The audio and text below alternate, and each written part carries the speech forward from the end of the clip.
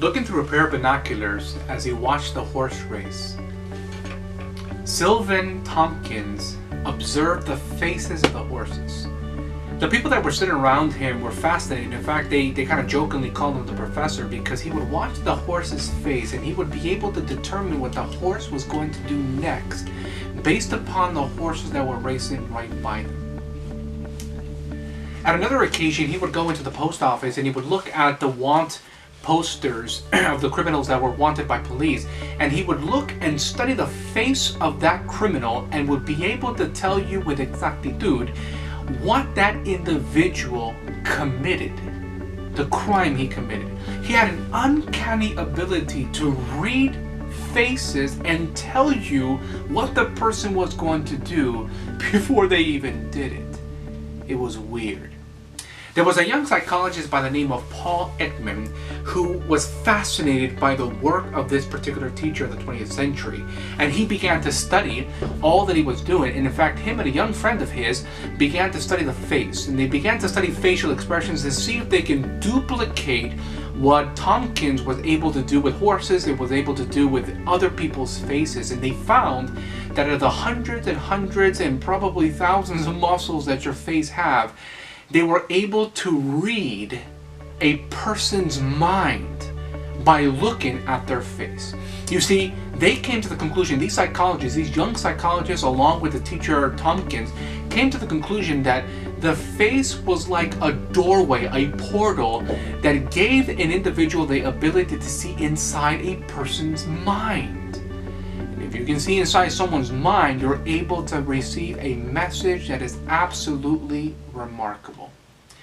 In the book of Genesis chapter 33, the Bible tells us a story about two brothers in whom had a tumultuous relationship, to say the least. One of them wanted to kill the other one, and the other one ran away from the other one that was trying to kill the other one. The Bible tells us that these two characters are Jacob and Esau. They had a very, very troublesome relationship. Jacob was a deceiver. Jacob had deceived his brother, and his brother Esau vowed that at the death of their father Isaac, he would kill Jacob. At the closest and nearest and earliest possibility, that would be the case. Jacob takes off, and for several years, at least around 14 years, they now come face to face to meet again. The Bible tells us, as it picks up the story in the narrative in Genesis chapter 33, that Jacob hears that Esau was coming to meet him with a group of soldiers, about 400 soldiers.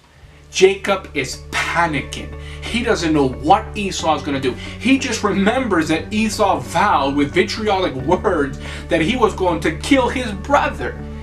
And so he panics.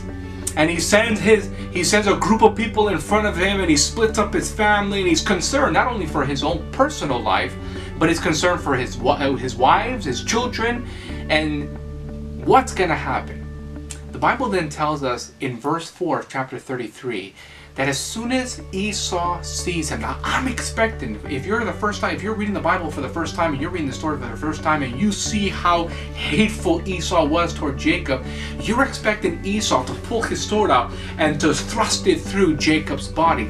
But the Bible says in verse 4 that when Esau saw Jacob, he ran toward him, embraced him, and cried on his neck. A couple of verses later, the Bible tells us that Jacob looks at Esau, his brother, and he says, I have seen thy face as though I had seen the face of God. Jacob saw the face of God in his brother Esau. Whatever facial expression Esau had at the moment that they embraced, whatever facial expression at the moment that Esau embraced Jacob and hugged him and cried upon his neck, whatever that facial expression was, immediately in the mind of Jacob, he saw God. This would make sense, because Hebrew scholars have identified that out of the many dialogues and conversations that happen around this narrative of Jacob and Esau and Isaac and the drama that happens there, this conversation that takes place between these two brothers is the climax. It is a very important conversation because it is in this particular time that Jacob understands something about God. You see, when he saw his brother Esau, he saw God. And it was a representation of Jacob's relationship with his God. Hebrew scholars have understood that before this conversation, before this face-to-face communication with his brother Esau, Jacob identified God as the God of my fathers. When he would talk to a group of people, he would say, the God of my fathers. When he would describe a situation, the God of my fathers. But this particular face-to-face communication with his brother Esau changed the whole entire dynamic.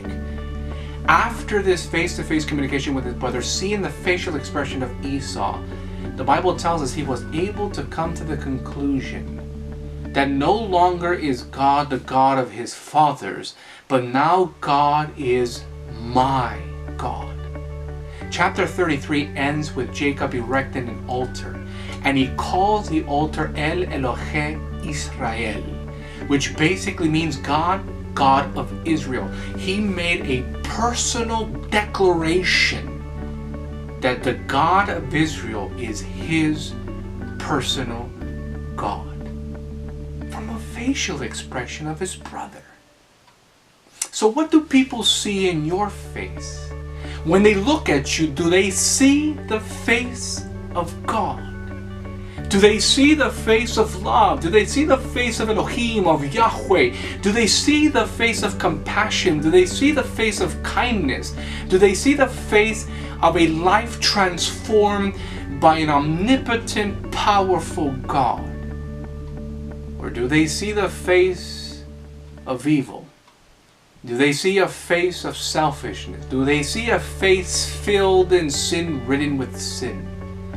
Do they see a face from the God, the Prince of the power of the air, rather than the God of heaven? What do they see when they look at you? So until the next time, this is Pastor Tello reminding you that thoughts do change lives.